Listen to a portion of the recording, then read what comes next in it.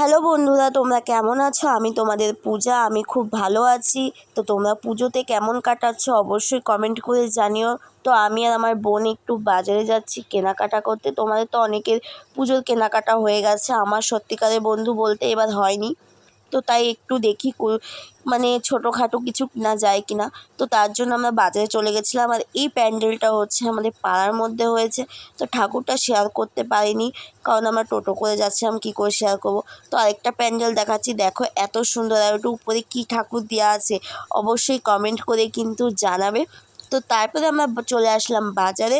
বাজারে আসার পর দেখো তোমাদেরকে দেখাচ্ছি, এতটা ভিড়। আর যে চটির দোকানে যে এত ভিড় হবে, এত ভিড় হবে তো বুঝতে পারিনি। তো দেখো আমার চটিটাই কিনতে পারিনি। তো পাশে একটা ঠাকুর হয়েছে, তাই ভাবলাম সেটাই তোমাদের কাছে শেয়ার করি।